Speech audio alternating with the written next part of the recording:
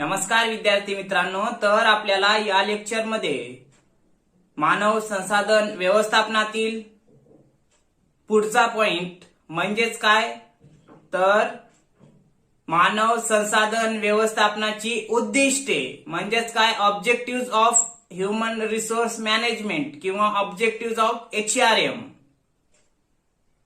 तर आपण अगोदरच्या लेक्चरमध्ये बघितलात काय, मानव संसाधन व्यवस्थापन काय असते, त्याचा अर्थ, काही व्याख्या याचा आपण विचार केला. तर या लेक्चरमध्ये आपल्याला काय घ्यायचं आहे, तर हे मानव संसाधन व्यवस्थापनाची काय उद्दिष्टे आहेत, काय उद्दिष्टे डोळ्यासमोर ठेवून हे मानव संसाधन व्यवस्थापन तयार झालेलं आहे हे सुद्धा पाहणं गरजेचं आहे. तर मानव संसाधन व्यवस्थापन आपण थोडक्यात सांगितलं काय, कारखान्यामध्ये काम करण्यासाठी योग्य कर्मचाऱ्यांची निवड करून त्यांना त्या ठिकाणी टिकून ठेवणे म्हणजेच काय, मानव संसाधन व्यवस्थापन म्हणजेच काय हो, कारखान्यामध्ये काम करण्यासाठी योग्य कर्मचाऱ्याची किंवा योग्य कामगाराची निवड करून त्याला त्या कारखान्यात किंवा व्यवसायात टिकून ठेवण्यासाठी जे काही करावं लागते ते सर्वांचा समावेश कशात होतो, तर मानव संसाधन व्यवस्थापनात होतो. म्हणजे थोडक्यात सांगता येऊ शकते काय, कर्मचाऱ्याची भरती केल्यापासून तर तो सेवानिवृत्त होईपर्यंत जे काही केलं जाते त्यासाठी त्याला काय म्हणतात, मानव संसाधन व्यवस्थापन. हे लक्षात. त्यासोबतच आता आपल्याला सांगता येऊ शकते काय, व्यवसायामध्ये मानव संसाधन हे अतिशय महत्वाचं असते. जवळपास सर्वच क्षेत्रामध्ये आज मानव संसाधन व्यवस्थापन होत आहे. औद्योगिक क्षेत्र घ्या, सेवा क्षेत्र घ्या, या सर्व क्षेत्रामध्ये आपल्याला मोठ्या प्रमाणावर मानव संसाधन व्यवस्थापन होत आहे. म्हणजे कर्मचाऱ्यांचं व्यवस्थापन व्यवस्थितरित्या होत आहे. वेगवेगळ्या विभागामध्ये आपण पाहतो, खरेदीचं व्यवस्थापन होते, विक्रीचं व्यवस्थापन होते, विपणनाचं व्यवस्थापन होते, कॅशचं व्यवस्थापन होते. या व्यवस्थापनासोबतच या मानवी संसाधन व्यवस्थापनाचं बी महत्व वाढत गेलेलं दिसून येते. जर देशामध्ये वित्तीय आणि नैसर्गिक संसाधने असले तरी मानव संसाधन जर पुरेशा प्रमाणात नसतील तर त्या देशाचा पुरेसा विकास होऊ शकत नाही. म्हणून मानव संसाधन व्यवस्थापन हे देशासाठी अतिशय महत्वाची बाब आहे. म्हणून प्रत्येक व्यवसायानं काय केलं पाहिजे, आपल्या व्यवसायामध्ये किंवा आपल्या कारखान्यामध्ये ह्या मानवाचं, कर्मचाऱ्यांचं हे व्यवस्थापन व्यवस्थितरित्या केलं पाहिजे. त्यांची कार्यक्षमता कशी वाढल, त्यांना ज्या काही वेलफेअर फॅसिलिटीज कशा मिळतील या सर्वांचा विचार करून त्यांच्या गरजा, त्यांची कार्यक्षमता, त्यांना प्रशिक्षण, त्यांना अनुषंगिक सेवा किंवा अनुषंगिक लाभ किंवा इतर लाभ कसा भेटल हे सर्वांचा विचार करून मानवी व्यवस्थापन करणं गरजेचं असतं. म्हणून आपण या लेक्चरमध्ये बघू काय, मानव संसाधन व्यवस्थापनाची उद्दिष्टे. तर बघा, पहिले उद्दिष्ट सांगता येईल. आता हे उद्दिष्टे सुद्धा, मानवी संसाधन व्यवस्थापनाचे उद्दिष्टे सुद्धा दोन भागामध्ये विभागलेले आहेत. म्हणजे दोन भागामध्ये सांगता येतील. एक प्राथमिक किंवा मूलभूत किंवा मुख्य उद्दिष्टे आणि दुसरं म्हणजे काय, दुय्यम किंवा इतर उद्दिष्टे. तर आपण अगोदर काय करू, मूलभूत किंवा मुख्य उद्दिष्टे बघू, त्यानंतर इतर किंवा दुय्यम उद्दिष्टे बघू. तर बघा, आता मूलभूत किंवा मुख्य उद्दिष्टे मधला पहिला पॉइंट, योग्य कर्मचाऱ्यांना उपक्रमात आकर्षित करणे. मूलभूत उद्दिष्ट काय आहे, योग्य कर्मचाऱ्यांना उपक्रमात आकर्षित करणे किंवा आकृष्ट करणे. हे लक्षात. म्हणजे पहिलं उद्दिष्ट सांगता येईल की बाबा, व्यवसायामध्ये किंवा बिझनेसमध्ये किंवा कारखान्यामध्ये काम करण्यासाठी काय, योग्य कर्मचाऱ्यांना आकर्षित केलं पाहिजे. हे लक्षात. म्हणजे जेणेकरून व्यवसायाचं जे काही पूर्वनिर्धारित उद्दिष्ट आहे ते उद्दिष्ट काय असते, नफा प्राप्ती करायचं असेल तर बिझनेसमध्ये ज्या काही ऍक्टिव्हिटीज केल्या जातात, जे काही कार्य केलं जाते, मग उत्पादनाचं असेल, सेवा देण्याचं असेल, हे कार्य पार पाडण्यासाठी योग्य कर्मचाऱ्यांची काय निवड करण्यासाठी काय, योग्य कर्मचाऱ्यांना उपक्रम म्हणजे ते व्यवसाय असेल, सेवा क्षेत्र असेल, कोणतेही क्षेत्र घ्या, त्यामध्ये काय आकर्षित केलं पाहिजे. म्हणजे जेणेकरून त्यांना त्या ठिकाणी बोलवलं पाहिजे. पहिलं उद्दिष्ट काय?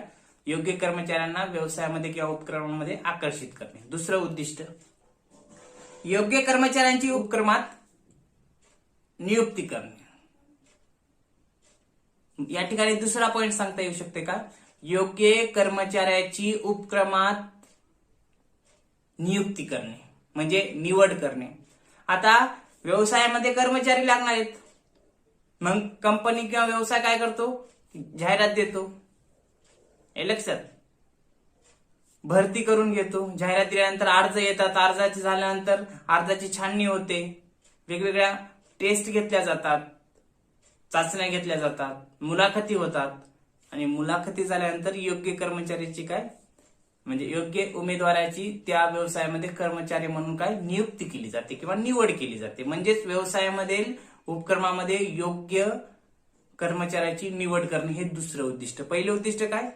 आकर्षित करणं. दुसरं उद्दिष्ट काय? योग्य कर्मचाऱ्याची निवड करणं. तिसरं उद्दिष्ट, उत्पादन, वितरण कार्य, वितरण इत्यादी क्रय, विक्रीय इत्यादी विभागाची उद्दिष्टे साध्य करणे.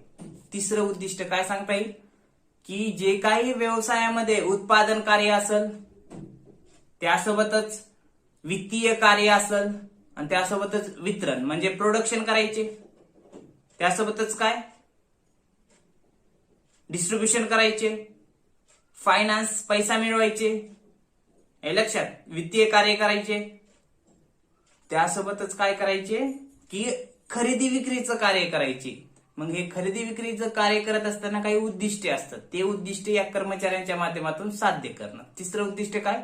खरेदी विक्री करण्यासाठी किंवा खरेदी विक्रीच्या माध्यमातून काय खरेदी विक्रीचे उद्दिष्टे साध्य करण्यासाठी उत्पादन, वितरण आणि वित्तीय कार्य या कर्मचाऱ्यांमार्फत पूर्ण करण्यासाठी काय कर्मचाऱ्यांची निवड करणं. तिसरं उद्दिष्ट, कर्मचाऱ्यांना आर्थिक प्रेरणा देणे. कर्मचारी अतिशय कार्यक्षमतेने कार्य करण्यासाठी त्यांना वेळोवेळी मोटिवेशन किंवा मोटिवेट केलं पाहिजे, प्रेरणा दिली पाहिजे. मग ती आर्थिक असेल किंवा आर्थिकेतर असेल, हे लक्षात.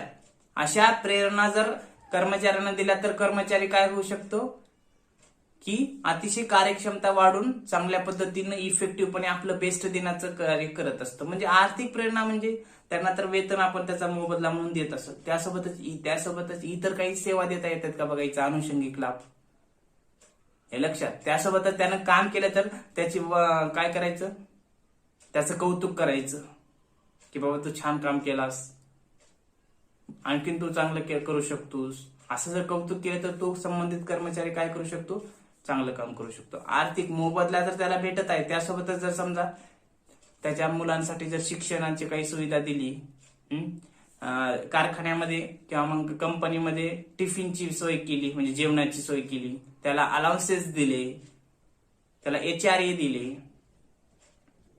हे जर काही भेटलं आर्थिक प्रेरणा, तर तो काय करू शकतो की अतिशय चांगल्या पद्धतीने काम करू शकतो. का? कारण मला बॉस किंवा मला मालक माझ्या अपेक्षेप्रमाणे मला काय मोबदला देत आहे आणि मी हे कार्य करणं गरजेचं आहे. म्हणून हे एक उद्दिष्ट सांगता येईल काय की कर्मचाऱ्यांना आर्थिक प्रेरणा देणे. पुढलं उद्दिष्ट, कर्मचाऱ्यांना प्रशिक्षित करून त्यांच्या ज्ञानात व कौशल्यात वाढ करणे. पुढलं उद्दिष्ट काय?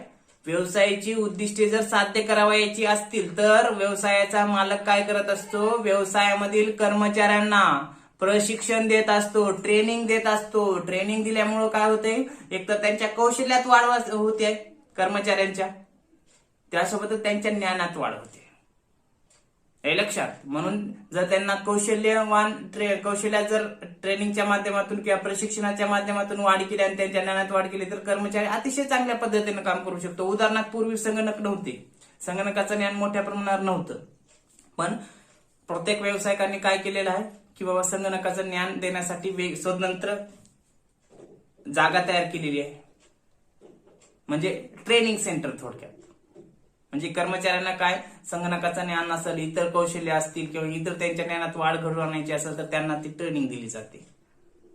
ह्यामुळे काय होते, कर्मचाऱ्यांना जे काही ज्ञान नव्हतं किंवा ज्ञान पुरेशा प्रमाणात नसतं तर ते ट्रेनिंगच्या माध्यमातून मिळत आहे आणि ते ज्ञान भेटल्यामुळे त्यांच्या कौशल्यात मोठ्या प्रमाणावर वाढ होत आहे आणि ते अतिशय कार्यक्षमतेने काम करत आहेत. म्हणून पुढलं उद्दिष्ट हे सांगता येईल काय, कर्मचाऱ्यांना योग्य ते प्रशिक्षण देऊन त्यांच्या ज्ञानात व कौशल्यात वाढ करणं. त्यानंतरचं उद्दिष्ट बघा, कर्मचाऱ्यांच्या व्यक्तिमत्वाचा आणि योग्यतेचा विकास करणे. आता कर्मचाऱ्यांना प्रशिक्षण, ज्ञानात वाढ करणे हे तर आहे, पण कर्मचाऱ्यांची वैयक्तिक डेव्हलपमेंट असते, पर्सनल डेव्हलपमेंट, त्याकडे बी लक्ष देणं, त्यामध्ये वाढ करणं आणि त्यांच्या योग्यतेचा विकास करणे. त्यांची जी काही ॲबिलिटी आहे त्या ॲबिलिटीचा किंवा त्यांच्या योग्यतेचा काय करणं, विकास करणं. त्याच्यात कार्यक्षमता आहे. समजा एखादा व्यक्ती हुशार आहे पण त्याला काही बाबी येत नसतील किंवा टेक्निकल ज्ञान नसेल किंवा त्याला त्याची बॉडी लँग्वेज व्यवस्थित नसेल, मग अशा वेळेस काय, त्याला ट्रेनिंग देणं, त्यांना आवश्यक असलेल्या त्या बाबी त्याला उपलब्ध करून देणं, जेणेकरून काय होईल, त्याचा तर विकास होईलच होईल. आणि विकासासोबतच काय, त्यांच्या योग्यतेचा विकास होऊन त्यांचा विकास झाला कर्मचाऱ्याचा की ते ऑटोमॅटिक व्यवसायासाठी काय कार्यक्षम पद्धतीने आपण काम करत असतात. उदाहरणामध्ये आपण बघू शकतो HR, ह्युमन रिसोर्स किंवा टीम लीडर, आपण कंपनीमध्ये गेल्यानंतर बघतो HR कसा असतो. त्यानं पूर्ण कर्मचाऱ्यांना काय करत असते की व्यवस्थापन करत असते, हे लक्षात, मॅनेजमेंट करत असते. टीम लीडर होतो स्वतः आणि इतरांकडून काम करून घेत असते. मग त्यांच्या अडचणी ज्या काही बाबी आहेत ते समजून घेऊन ते मालकापर्यंत सांगणं, त्या मालकाद्वारे अडचणी सॉल्व्ह करणं, हे सर्व गोष्टी काय HR करत असतो व्यवसायामध्ये. म्हणजेच काय, कर्मचाऱ्यांच्या व्यक्तिमत्वाचा, पर्सनल डेव्हलपमेंट जी काय असते ती आणि त्यांचा योग्यतेचा विकास करणं हे सुद्धा उद्दिष्ट आहे. त्यानंतर पुढलं, कर्मचाऱ्यांच्या कार्यांचा योग्य मोबदला व नुकसान भरपाई मिळवून देणं. आता कर्मचारी व्यवसायामध्ये काम करत असेल तर त्याला त्याचा मोबदला म्हणजे जे काही वेतन ठरलेलं आहे ते वेळेमध्ये देणं, हे लक्षात. नसता कर्मचारी वर्षभर काम करत आहे आणि त्यांना वेतनच जर मिळत नसेल तर कर्मचारी नंतर जे काही कार्य करेल ते चांगल्या पद्धतीनं किंवा कार्यक्षम पद्धतीने करणार नाही. त्यामुळे काय होऊ शकते, व्यवसायाचं उत्पादन कमी होऊ शकते, व्यवसाय तोट्यामध्ये जाऊ शकतो. अशा बऱ्याच अडचणी आहे. किंवा कर्मचाऱ्यांना जर योग्य मोबदला भेटला नाही तर सर्वच कर्मचारी काय स्ट्राईकवर जातील आणि स्ट्राईकवर गेल्यामुळे काय काम चकच बंद होईल. यासाठी सुद्धा काय केलं पाहिजे, व्यवसायाच्या मालकानं व्यवसायाची उद्दिष्टे पूर्ण करण्यासाठी ह्या कर्मचाऱ्यांना काय केलं पाहिजे की त्यांच्या कार्याचा मोबदला, बाबा तो कर्मचारी किती तास काम करत आहे ते ठरल्याप्रमाणे किती मोबदला द्यायचं ठरलेला असेल तर तो मोबदला देणे व नुकसान भरपाई मिळवून देणं. म्हणजे समजा काही काम करत ते वेळी जर समजा एखाद्या कर्मचाऱ्यांचा अपघातामध्ये काही नुकसान झालं असेल, मग ते नुकसान भरपाई जर मालकानं जर त्या कर्मचाऱ्याची जर LIC काढली असेल, विमा काढला असेल तर चांगली गोष्ट आहे. नसेल तर ती नुकसान भरपाई त्याला मिळवून दिली पाहिजे की बाबा तुझं एवढं नुकसान झालंय शारीरिक, मग अशा वेळेस तुला नुकसान भरपाई म्हणून हा मोबदला दिला पाहिजे. म्हणजेच कर्मचाऱ्यांना योग्य मोबदला आणि त्यासोबतच नुकसान भरपाई वेळेमध्ये उपलब्ध करून देणं गरजेचं आहे. त्यानंतर पुढलं उद्दिष्ट, कर्मचाऱ्यांना वेतनाव्यतिरिक्त विविध अनुषंगिक लाभ मिळवून देणं. म्हणजे कर्मचाऱ्यांना वेतन तर भेटतच आहे पण इतर अनुषंगिक लाभ सुद्धा मिळवून दिले पाहिजेत. म्हणजे कसं TA, DA, हे लक्षात, किंवा त्यासोबतच काय परक्युट्यूट्स असतात त्या मिळवून देणं. तसंच सांगता येऊ शकते काय HRA, म्हणजे त्यांना राहण्यासाठी घर उपलब्ध करून देणं. म्हणजे त्यासोबतच काय सांगता येऊ शकते, त्यांच्या मुलांसाठी शिक्षणाची सोय उपलब्ध करून देणं. त्या कर्मचाऱ्यांना काय व्यवसायामध्येच काय जेवणाची सोय, स्वच्छता, पाण्याची सोय, हे लक्षात. त्यासोबतच काय कॉफीची सोय, अशा सर्वच गोष्टी जर अनुषंगिक लाभ इतर जर दिले तर कर्मचाऱ्याची कार्यक्षमता वाढू शकते.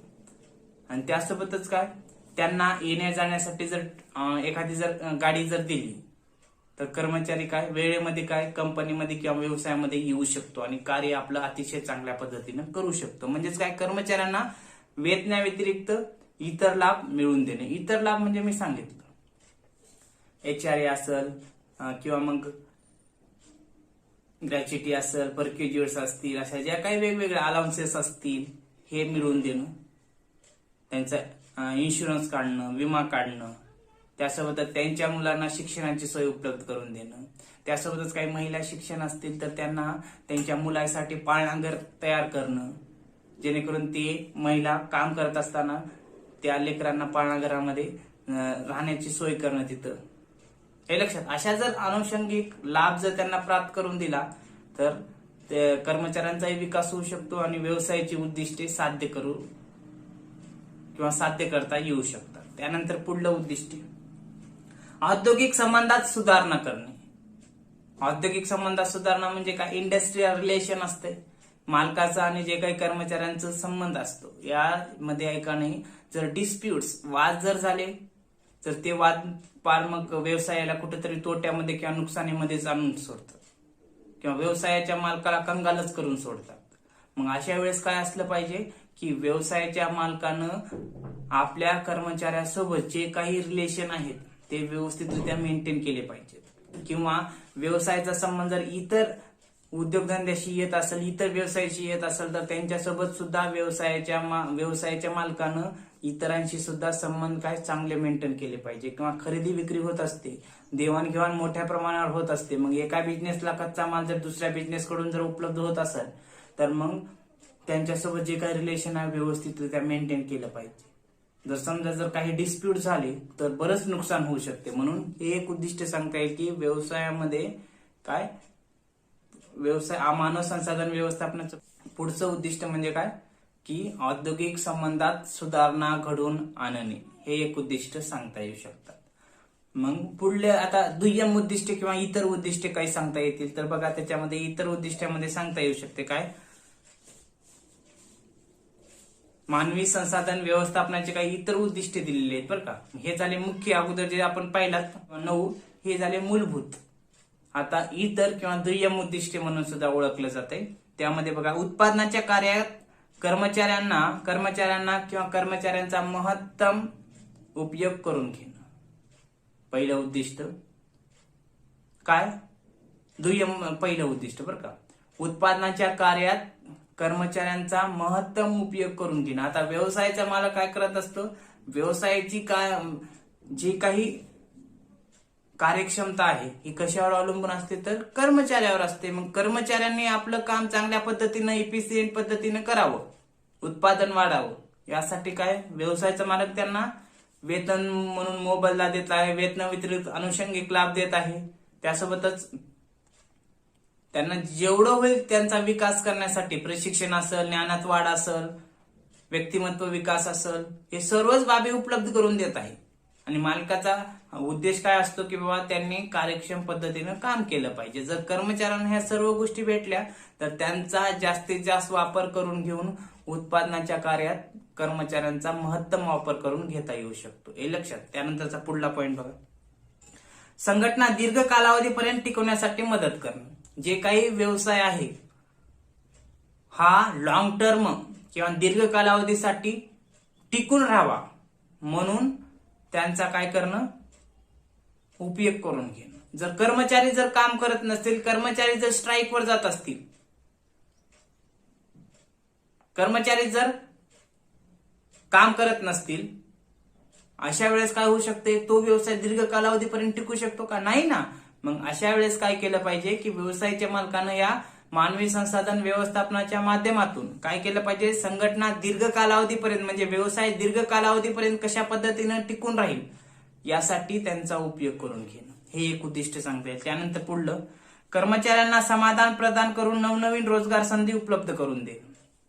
कर्मचाऱ्यांना काय समाधान प्रदान करून, म्हणजे कर्मचारी समाधान कधी होऊ शकतो, त्यांना योग्य मोबदल्या व्यतिरिक्त जर अनुषंगिक लाभ, योग्य प्रशिक्षण, ज्ञानात वाढ असेल, त्यांना इतर सोयी असतील, त्या जर उपलब्ध करून दिले तर ते कर्मचारी समाधान असतात. आणि ते कर्मचारी समाधान असल्यामुळं काय, ते काम चांगल्या पद्धतीनं करू शकतात. मग कर्मचाऱ्यांना जर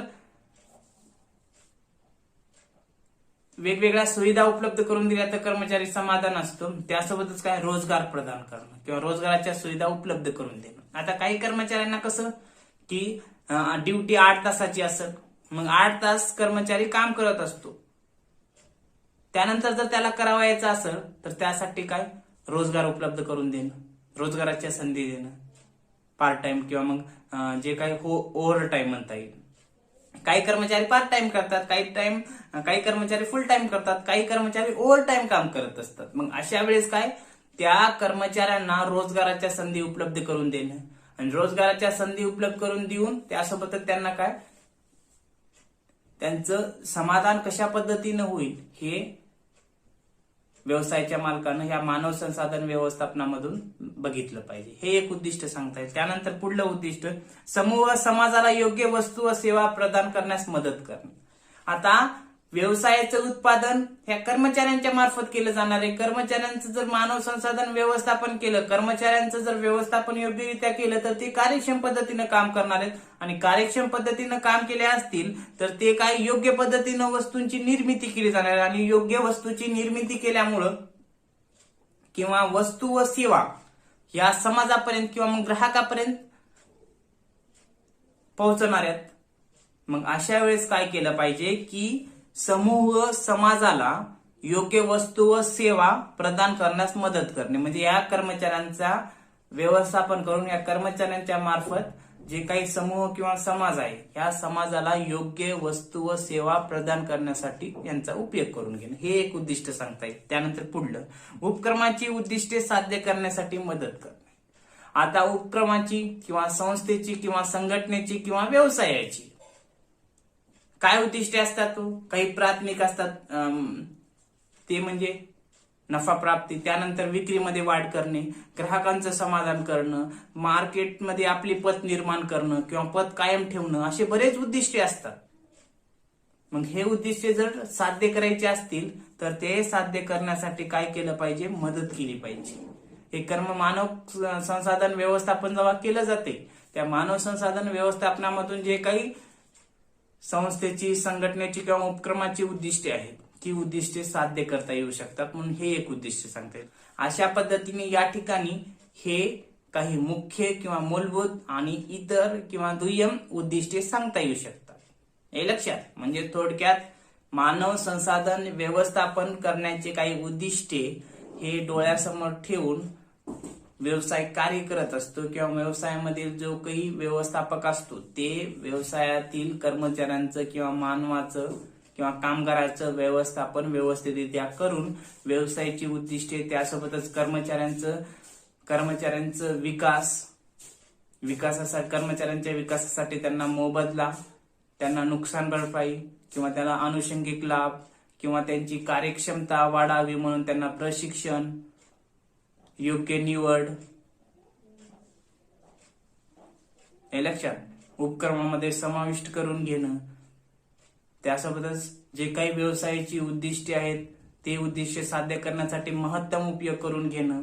तसंच काय सांगता येऊ शकते की त्यांना वेगवेगळ्या सेवा प्रदान करून त्यांचं समाधान घडवून आणणं, रोजगाराच्या संधी उपलब्ध करून देणं, असे बरेच उद्दिष्टे आपण या मानव संसाधन व्यवस्थापनाचे आपण सांगू शकतो.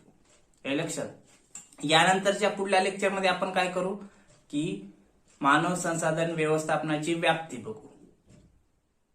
ओके.